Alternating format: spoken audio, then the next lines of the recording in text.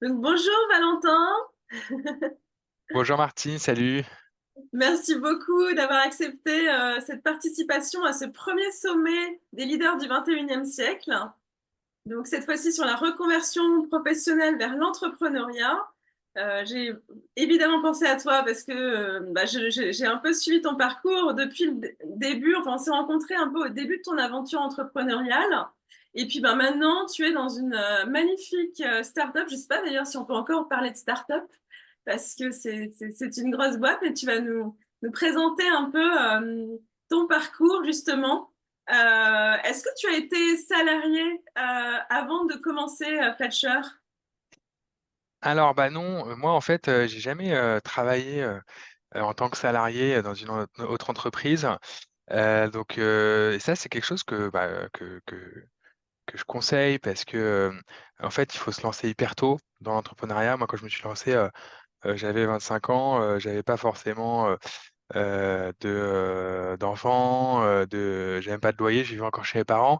Et c'est vrai que cette liberté pour entreprendre, elle est assez positive, même si le revers de la médaille, c'est que je suis arrivé dans le monde de l'entrepreneuriat où je sortais d'école et je connaissais pas grand-chose. Euh, et donc, c'est sûr que par rapport à quelqu'un qui a déjà bossé, je sais pas, une dizaine d'années dans une entreprise, je pense que la personne va être beaucoup plus mature, va peut-être aller plus vite. Voilà, il y a des points positifs et des inconvénients à ça. Mais voilà, quoi, c'est en fait, voilà, je conseillerais que de se lancer en fait le plus tôt possible, en fait. Et donc toi, tu as commencé il y a combien d'années? Bah, moi, j'ai commencé il y a bientôt 10 ans. Euh, En fait, ce qui m'a poussé à lancer ma boîte, parce qu'à la base, moi, j'étais en cinquième année d'école de commerce et je voulais bosser dans une boîte. Donc, j'ai envoyé des CV, des lettres de motivation aux entreprises. Et en fait, je passais peut-être une heure et demie à faire ma lettre de motivation, mon CV. Je faisais valider à mes copains ou à mes parents. Je personnalisais à chaque fois le message, etc. Et au moment où j'envoyais la candidature, en fait, dans 9 cas sur 10, hein, donc 90% des cas, j'avais pas de retour. Hmm. Ça veut dire que je savais pas si la personne, elle avait juste lu mon CV, si le RH allait me répondre, pas me répondre, si j'allais avoir un entretien. Et en fait, à partir de ce moment-là, je me suis dit que euh, c'est quand même un job, quelque chose hyper impactant dans sa vie. C'est là où on va passer énormément de temps. C'est là où on va développer des compétences, on va se faire des copains, on va rigoler, pleurer. Il y en a même certains qui trouvent l'amour, hein. Donc c'est vraiment quand même quelque chose d'impactant, trouver une bonne entreprise. Et je me dis que c'est pas du tout digital. On ne sait pas où en est notre candidature, ça arrive dans un espèce de néant. Alors que quand tu vois à côté tous les trucs pas impactants de ta vie, comme commander un taxi ou une pizza, ta pizza, tu vois en fait dans quelle rue elle est en temps réel, tu as des notifications, tu payes sur ton téléphone, etc. Et c'est là où je me suis dit, il y a de la technologie, mais pas pour le recrutement. C'est là où je me suis dit, je vais créer des choses technologiques dans le recrutement. Oui, donc c'est parti d'un challenge, d'un problème que toi-même tu as vécu pour finalement proposer, transformer cette douleur entre guillemets en une aventure entrepreneuriale. Et maintenant justement où elle en est cette belle aventure Flatshare? Est-ce que tu peux nous en dire un peu quel est votre Et ben là, position actuelle? c'est vrai que je pense que voilà, j'ai eu beaucoup de chance dans ces 10 ans quasiment d'entrepreneuriat.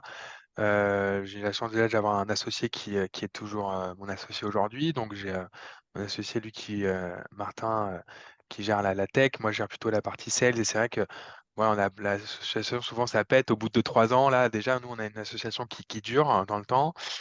Donc ça, c'est quelque chose où j'ai eu de la chance là-dessus. J'ai eu de la chance aussi parce que nous, on est sur le digital et il y a eu, c'est sûr, après le Covid, il y a eu pas mal de toutes les boîtes voulaient se digitaliser et acheter un. Donc nous, en gros, ce que fait Fletcher, en gros, c'est en gros, on automatise. toute la partie, recrutement. Et c'est un logiciel qu'on vend aux entreprises, et qui permet de publier les offres d'emploi, sur, tous les sites emploi, automatiquement. Ça permet de créer une page carrière avec des photos vidéos pour pouvoir attirer des candidats, et derrière tous les candidats qui postulent, en fait, ils vont, avoir, on peut leur envoyer des emails, on peut leur envoyer des tests de personnalité, on peut les faire avancer dans le workflow de validation, jusqu'au moment où ils soient recrutés. Donc c'est vraiment un petit, un petit CRM pour les recruteurs. Mmh. Et c'est vrai qu'après le covid, toutes les boîtes, voulaient, se digitaliser. Avec le télétravail, en fait, le recrutement, il se fait, de manière asynchrone, et on a besoin d'outils pour, loguer, l'entretien, pour, recruter à plusieurs et cetera. Donc c'est vrai qu'on a eu, bah, plein de belles choses qui nous sont arrivées, chez Flatshare. Et c'est vrai qu'aujourd'hui, du coup, on a, plus de on est presque 70 salariés. Quasiment que des CDI. Là, donc on a des nouveaux bureaux, qu'on peut voir, derrière moi avec, voilà une salle avec des sièges massants, un baby-foot ping-pong, on a 2 rooftops avec, des planchas, hem, Waouh! on a une fait faire une salle de sport également avec une douche. Vraiment des bureaux, assez stylés, place, à Boulogne. Et on est aussi pareil, aujourd'hui, on est leader en France, sur, les logiciels de recrutement, pour les PME. Donc c'est un peu, voilà, moi, en tout cas, je vis un peu le rêve. C'était, moi, l'objectif que je m'étais fixé, hein. Je me rappelle quand j'ai lancé ma boîte, c'était peut-être, de faire un, ouais, je sais plus, mais je crois que c'était de faire 1 million de chiffre d'affaires, un truc comme ça. C'était, voilà, mon objectif. Je voyais un peu dans les magazines toutes les boîtes qui levaient. J'ai Moi aussi j'aimerais lever et cetera. Finalement, bah, là plusieurs millions de chiffre d'affaires. On fait quasiment 5 millions on fait plus que 5 millions d'euros de chiffre d'affaires récurrent. On a levé, 3 000 000 € en 2021. Donc en fait, tous les un peu les trucs que je voulais faire au début, je les ai faits avec Flatcher. Et maintenant j'ai d'autres rêves, j'ai d'autres objectifs, et donc là, Tu on veux est en nous en train parler d'atteindre les ou prochains c'est milestones. secret? Ouais, bah, là, en gros, la prochaine levée de fonds sera dans les 15-20 millions, les prochains objectifs, ce sera d'ouvrir, 10 pays en Europe, voilà. C'est ça un peu les prochaines étapes de Flatcher, qui Bon, vont bah, être, on te bien. souhaite en tout cas tout ce succès et voir, voilà, d'avoir une belle licorne française à l'international. Hein, ce serait superbe.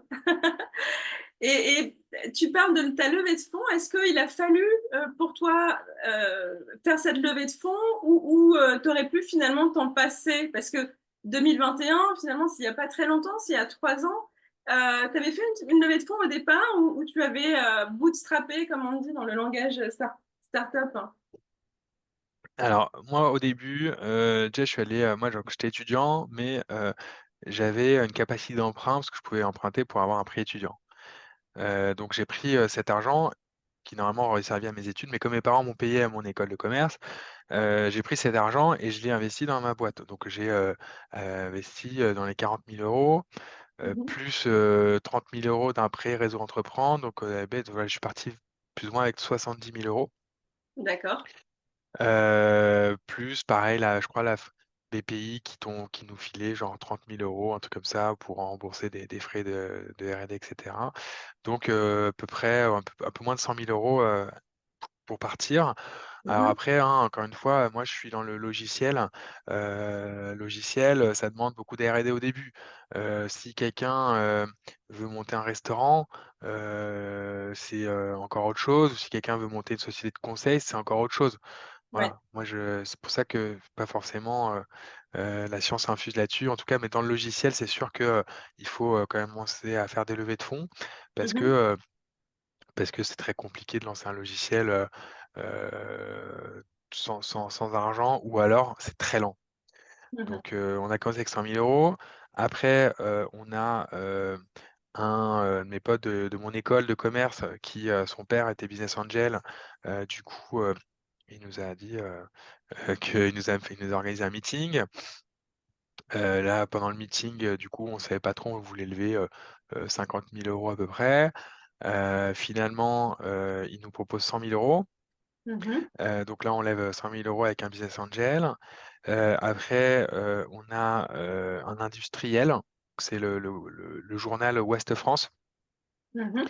qui voilà, trouvait le concept intéressant et voulait faire en plus un partenariat de revente avec nous. Donc quand on a levé avec eux, on était 3 et là, on a levé un demi-million d'euros.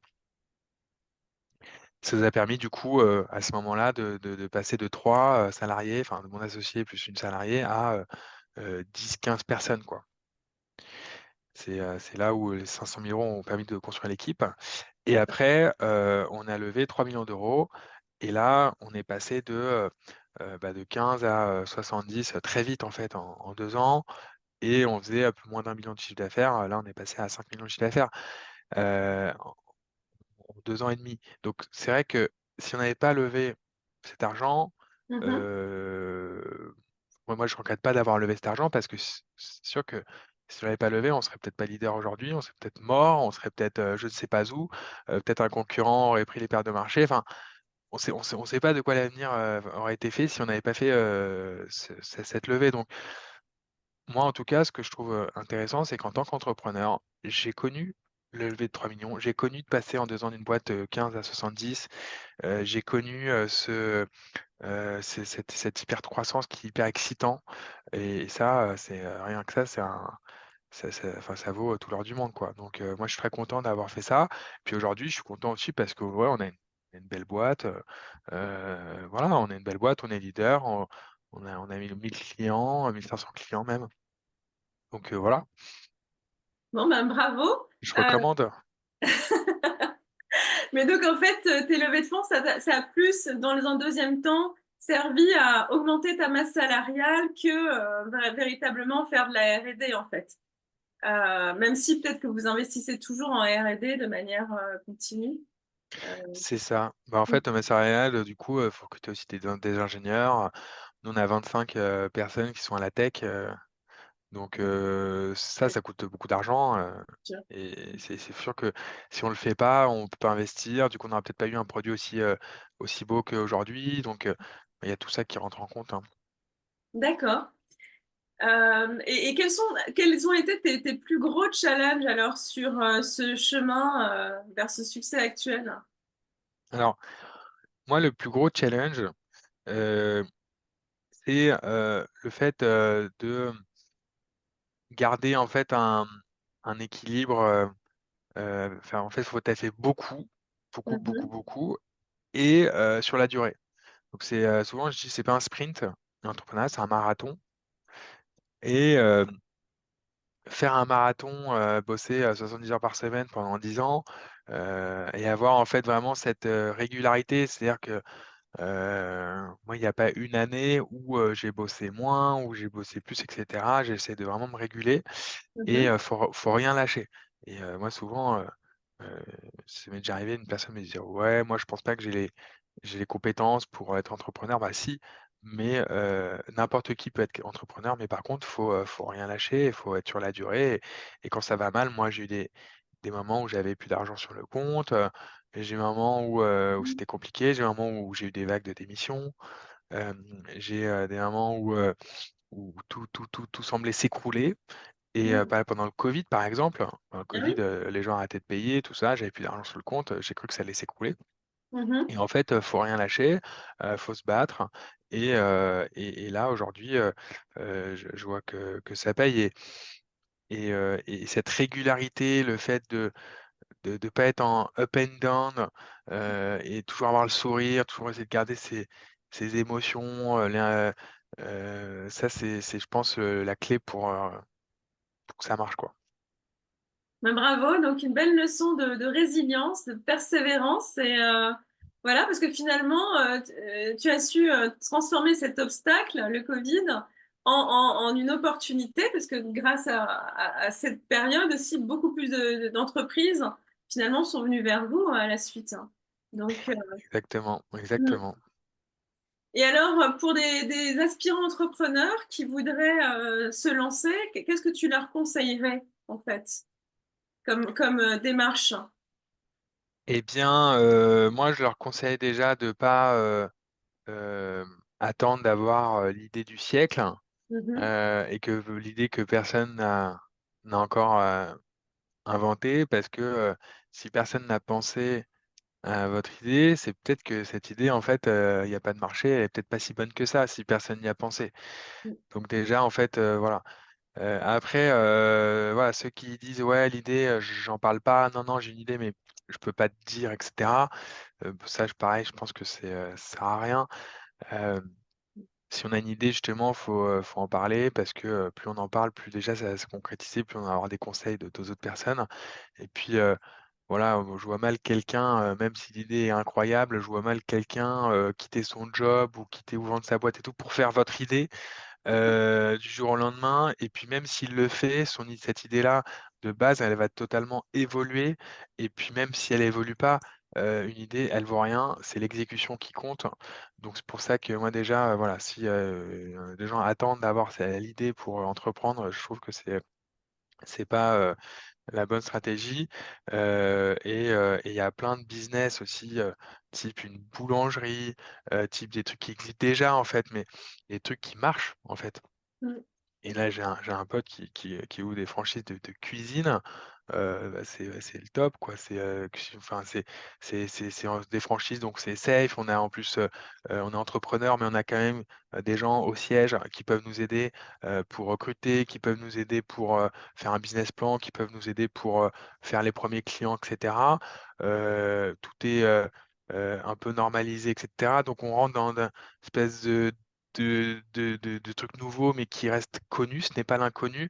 Donc Mhm. voilà, il y a plein de trucs comme les franchises, je trouve que c'est super, c'est super bien pour entreprendre et sinon, si on veut, inventer quelque chose de nouveau, et qu'on a une idée, faut pas attendre, hein, parce que puis il faut surtout, c'est l'exécution qui va faire que ça va marcher, quoi.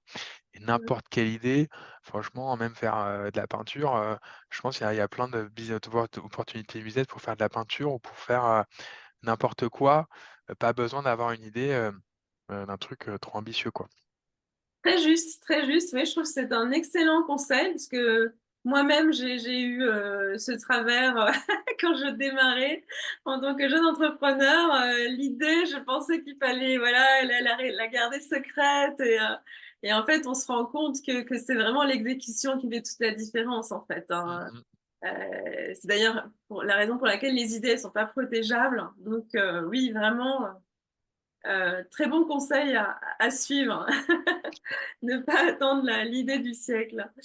Et alors, pour des personnes qui voudraient utiliser ton logiciel Splatshare pour recruter, est-ce que déjà tu penses que c'est une bonne idée de recruter alors qu'on vient de lancer son entreprise?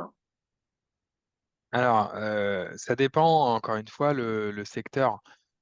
Si, on ouvre une boulangerie, ou un restaurant, oui, il faut recruter des serveurs, assez rapidement parce que sinon on va vite, s'essouffler et puis ça dépend de la taille du restaurant, ou la taille de la boulangerie mais voilà, une personne ne peut pas gérer, un restaurant avec, 150 couverts quoi. Déjà bon, voilà, ça dépend déjà du business. Maintenant, je pense que et ça pour le coup, c'est vraiment un conseil, que j'aime bien donner, c'est, il faut s'associer. Le Mmh. solo entrepreneur, c'est déjà dur d'être entrepreneur en étant associé. Le solo entrepreneur, c'est, très, très, très, très dur. On a envie de tout lâcher et cetera. Moi, j'aurais été solo entrepreneur, probablement que j'aurais, fermé la boîte, 15 fois, hein, déjà donc Mmh. je pense que déjà, il faut se trouver un associé, voilà. Heu, Moi, j'aurais même dit d'ailleurs, 2 associés, parce qu'à 3, je pense que c'est pas mal de monter une boîte à 3. Vous êtes que 2? Idéalement, Vous nous, êtes on que est que 2? 2. Ouais. On est que 2, mais c'est pas nous, on n'est pas forcément, Oui, voilà mais le mais qu'est-ce qui t'amène à l'exemple. dire qu'à 3, tu te dis, comme des enfants parfois qui se disent: «Ah ouais, j'aimerais bien avoir un 3e petit frère, une petite sœur», mais sans finalement savoir? C'est pour ça que tu dis 3, ça peut être encore mieux ou? Bah, 3 parce que déjà, bah, ça va plus vite. Ça fait, Mmh mh. 33 de charge de travail en plus, en fait, VS que si vous étiez que 2, ça fait aussi plus d'idées, à 3, et c'est, aussi, l'idée, c'est d'avoir aussi des compétences, diverses. Donc moi, j'aime bien, sur une boîte dans le logiciel, avoir quelqu'un qui fait, plutôt la tech, qui va coder et cetera. Quelqu'un qui, va faire, le marketing, heu, et éventuellement du commercial, et quelqu'un qui fait la finance et la gestion, gestion de la boîte, les HR et cetera. Ou quelqu'un qui fait de la marketing, quelqu'un qui fait la vente. Mais voilà, je pense à 3, ça fait aussi des skills en plus, Mmh. qui, peuvent, aider à faire décoller la boîte, clairement. Donc en fait, plus on est au début, moins aussi ça fait de salariés à payer, au début.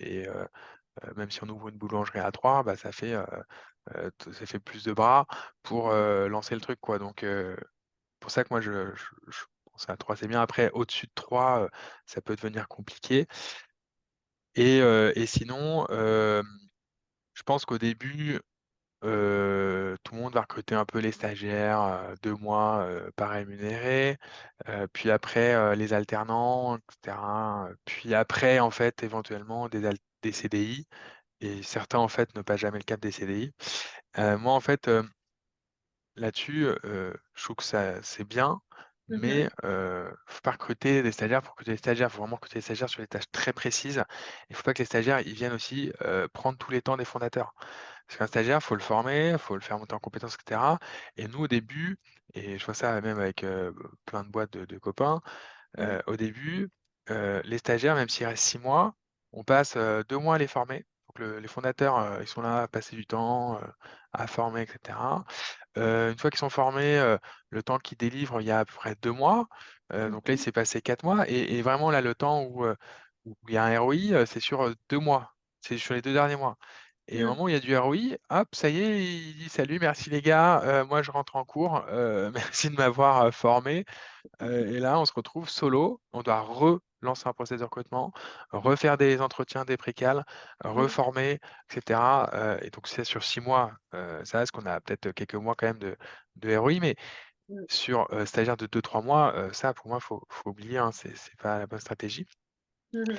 Et les alternants, là, ça peut être bien, mais pareil, l'alternant, faut prendre des alternants, en fait, en fin d'année, qui peuvent, en fait, derrière, switcher sur un CDI s'ils sont bons. Ouais. Et pareil, les stagiaires, ce sont des stagiaires en fin d'année qui peuvent switcher sur un CDI s'ils sont bons. Voilà, faut pas, prendre des stagiaires alternants juste pour, prendre des stagiaires alternants, parce que déjà un alternant, il va pas être là full time, c'est alternant c'est des personnes qui sont jeunes, c'est pas leur boîte, donc ils vont pas s'investir comme les fondateurs, ils vont pas forcément aussi avoir, les des de l'ancienneté, hein, ils vont faire beaucoup d'erreurs, voilà. Donc faire attention à ça. Et si on recrute, faut vraiment que ce soit hyper précis, et que ce soit, impossible de faire autrement, quoi. Et puis moi derrière, bah, ouais, à un moment, recruter un CDI, en fait, si le business il est fiable, il est rentable, normalement c'est un business on est censé pouvoir recruter un CDI et le rentabiliser très vite. Mmh. Donc et si c'est pas le cas, s'il y a beaucoup d'R&D, bah, faut que vous leviez des fonds très vite, et les fonds vont permettre de recruter des CDI. Donc moi je suis plutôt pour recruter des CDI, le plus rapidement possible, si Ah, on veut grossir. c'est intéressant, oui, comme approche, parce qu'il y a 2 approches un peu dans l'entrepreneuriat, je trouve. Il y a ceux qui s'entourent, justement, les solopreneurs qui s'entourent d'une équipe de freelance. Et il y a, ben, des discours comme toi qui vont plus vers le long terme, intégrer des personnes dans l'équipe. Je pense que les 2 approches sont intéressantes, ont leurs, avantages et leurs inconvénients. Hem, donc ouais, toi, pour quelqu'un justement qui voudrait recruter des freelances, hem, sur, Flatshare, c'est pas forcément possible. Alors moi sur Flatshare, heu, c'est possible. On a des clients qui recrutent des freelances, mais les freelances, en fait, si on met des offres sur, par exemple, sur, Pôle emploi, ou sur, ça s'appelle France Travail maintenant, ou sur Indeed, heu, les souvent les candidats, ils vont rechercher un CDI, Mmh. et de temps en temps, ils vont cliquer, ils vont postuler sur une offre de freelance sans le savoir. Et souvent, les personnes qui recrutent des freelances, c'est souvent des personnes qui sont des entrepreneurs, qui arrivent à évangéliser, qui arrivent à faire adhérer, leur projet à d'autres personnes. Mmh. Et en fait, il y a eu beaucoup en fait, il y en a encore aujourd'hui, bah, de personnes qui ont converti des salariés au freelancing. Mmh. Hem Le problème, c'est que, ça marche pas dans tous les cas, peut-être, je j'ai pas le chiffre, mais il y a un énorme taux d'échec. Et Mmh. c'est quoi l'échec quand on est, freelance? C'est qu'on a, on passe d'un statut salarié avec un CDI, un confort, un chômage et cetera, à un statut freelancing où on n'a pas tous ces avantages, où faut générer son business, faut aller chercher des clients, faut Mmh. produire, délivrer en fait le service pour le client, et il faut faire sa compta, ses papiers, se payer des impôts, des machins et cetera, facturer, et en fait, souvent les les freelances, ils bossent ils étaient à 35 heures peinards en CDI à gagner, je sais pas, des 50-60 K, et là, ils se mettent à bosser en freelance, à bosser 70 heures par semaine, pas avoir de clients, ils se mettent à bosser au SMIC. Et là, pour le coup, j'ai des stats comme quoi le nombre de freelances qui sont même pas qui sont en dessous du SMIC et qui Mmh. bossent 3 fois plus qu'un CDI, c'est dément. Et c'est pour Ouais. ça que les plateformes d'emploi, aiment pas trop, heu, le freelancing, parce que derrière, en fait, les candidats, quand ils vont sur France Travail, ils veulent un CDI, ils veulent, ou un CDD. Et le freelance, il y a eu tellement de pratiques un peu abusives Mmh. que, c'est un peu, les sites d'emploi, voilà, ils sont un peu frileux, là-dessus. Et donc en fait, souvent, ils vont pas, si c'est une offre en freelance, ils vont pas la publier sur leur site. Donc Mmh. du coup, si vous voulez un freelance, ça marche pas très bien sur les sites d'emploi. Ou D'accord. alors, faut aller sur les sites d'emploi spécialisés sur les freelances comme Malte, par exemple. Mais par contre, c'est les freelances, seulement sur la tech, enfin plus ou moins sur la tech, voilà.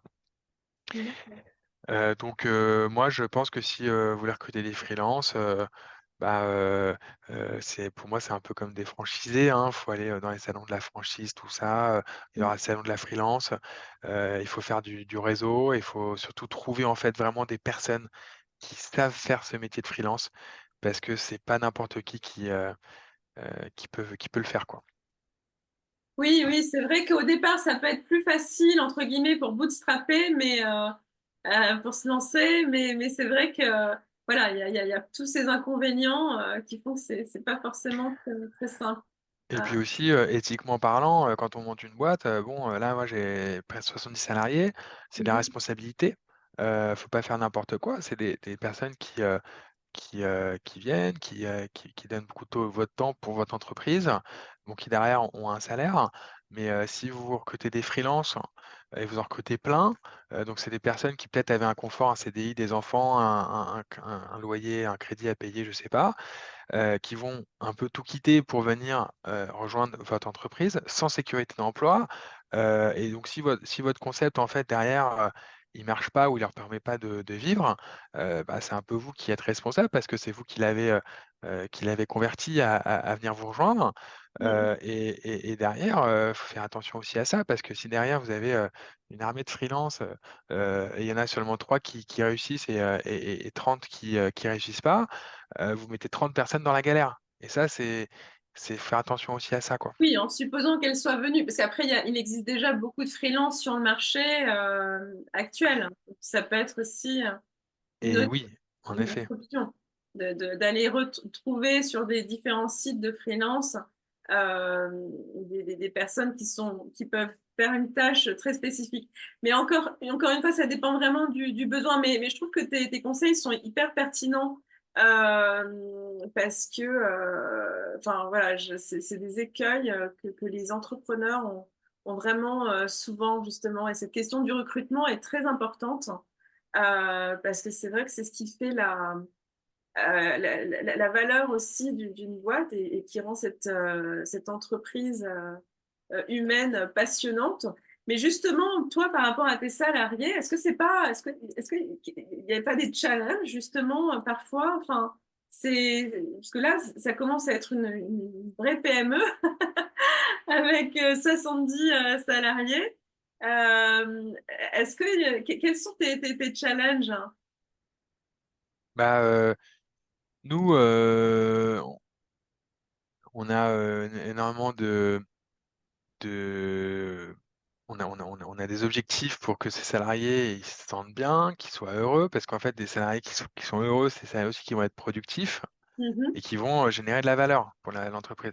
Alors que si c'est des salariés, qui trouvent pas leur compte parce que soit ils sont pas assez bien payés, ou soit ils apprennent pas, ou soit, enfin, ils trouvent pas leur compte dans la balance, ils vont partir.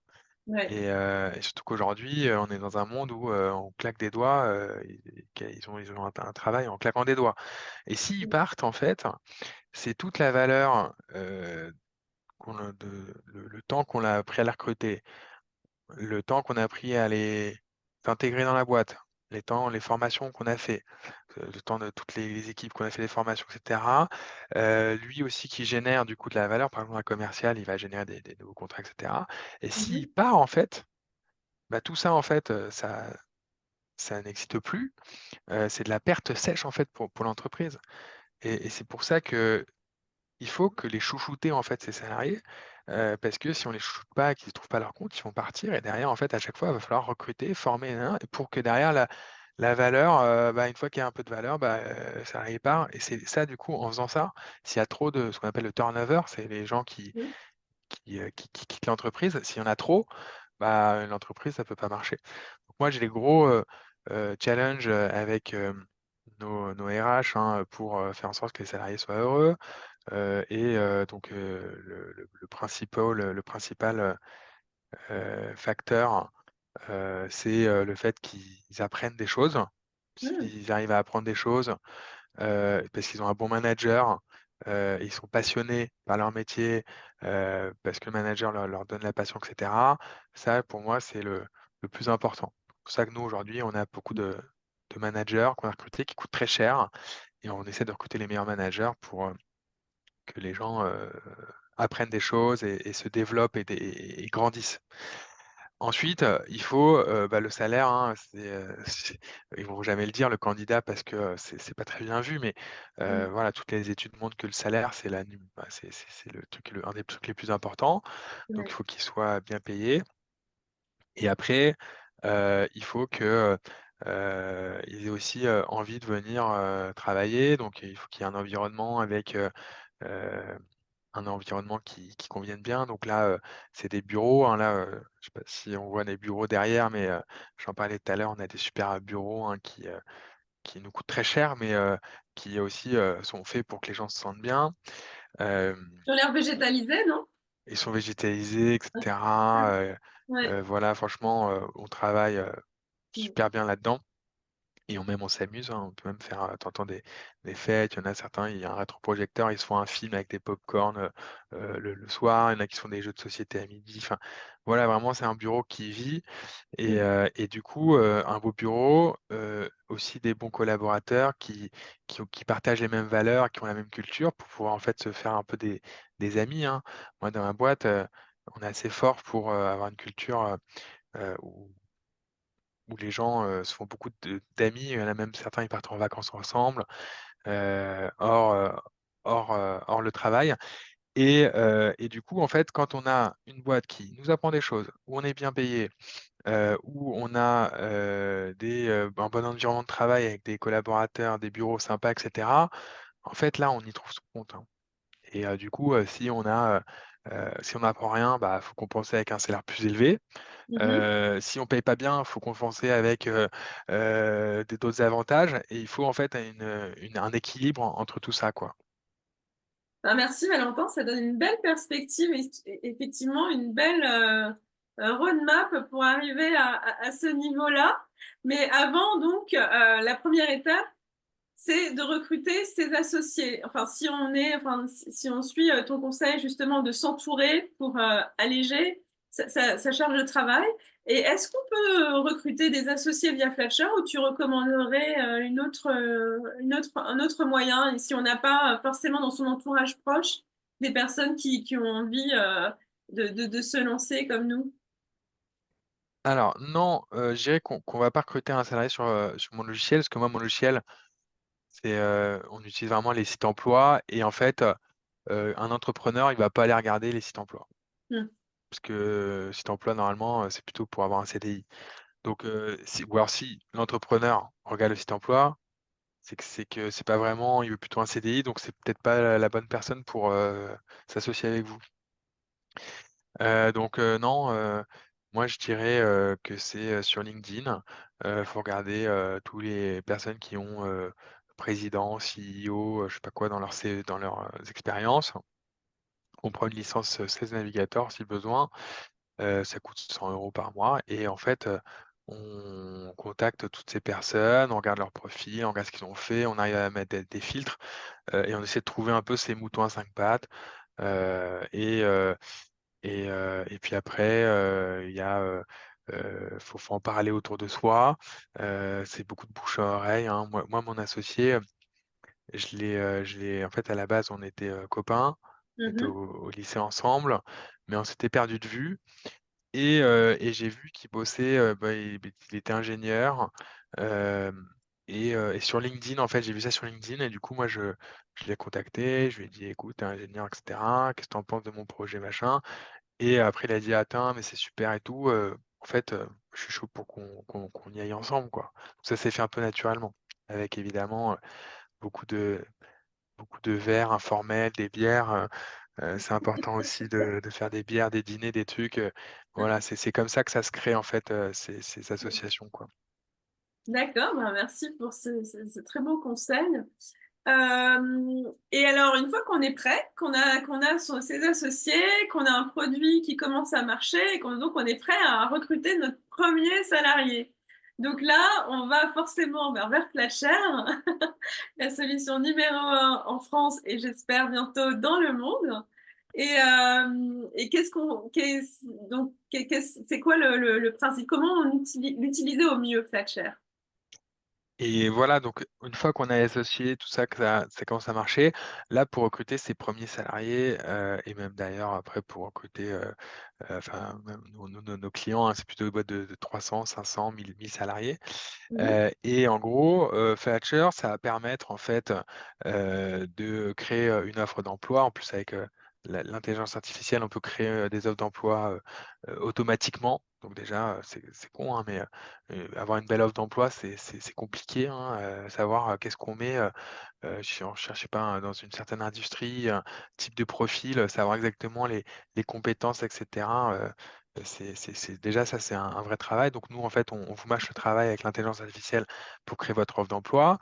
Après, on va vous proposer on a 160, sites emploi comme, France Travail, Indeed, LinkedIn, Monster, Leboncoin, tout ça. Enfin, on va vraiment publier votre offre sur un maximum de plateformes pour que vous soyez visible par plein de candidats. Et si votre offre elle est attractive et qu'elle donne envie, et que c'est un métier aussi, voilà, c'est un métier aussi qui a de l'attractivité, vous allez avoir Mmh. plein de CV qui vont postuler. Nous, on a certains clients qui peuvent recevoir peut-être 1000 CV, pour une offre, hein. Ah Alors oui. 1000 CV, hein, c'est vraiment c'est le plus haut, hein. Et il y en a certains, ils reçoivent, 3 CV, hein.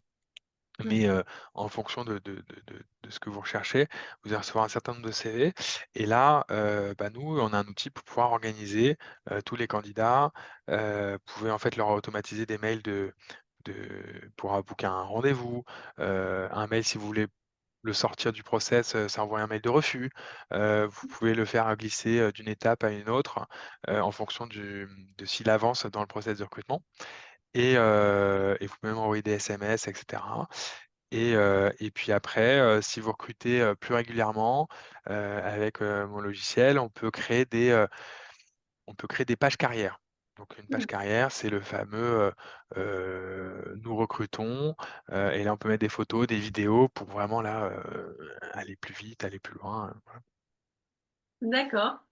Bah, merci beaucoup. J'espère que beaucoup de ceux qui nous écoutent vont arriver jusqu'à là. En tout cas, c'était très intéressant, ce parcours, entrepreneurial. Enfin et puis c'était tes conseils, hein, pour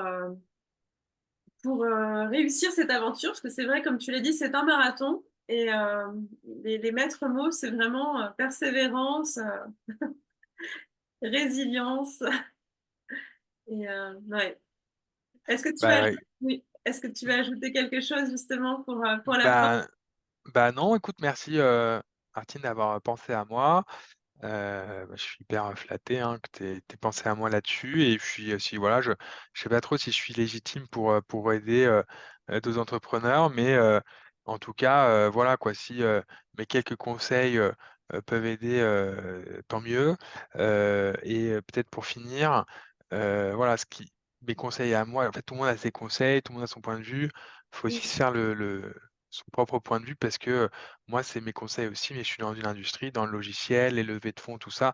Voilà quoi, si on pas f pas forcément pertinent, dans tous les domaines ou, pour tout enfin voilà. Donc, faut toujours prendre des conseils avec, parcimonie. oui, très juste. Mot de la fin, très sage, mais en tout cas, ton exemple est inspirant dans tous les cas et je trouve que ça peut vraiment, donner, bah, une vision et de l'espoir à des personnes qui voudraient, se lancer. Parce que voilà, tu es l'exemple vivant que ça fonctionne. C'est sûr. Bon, Bon, bah, merci Valentin et puis, ça roule. À bientôt Martine. à Salut. bientôt.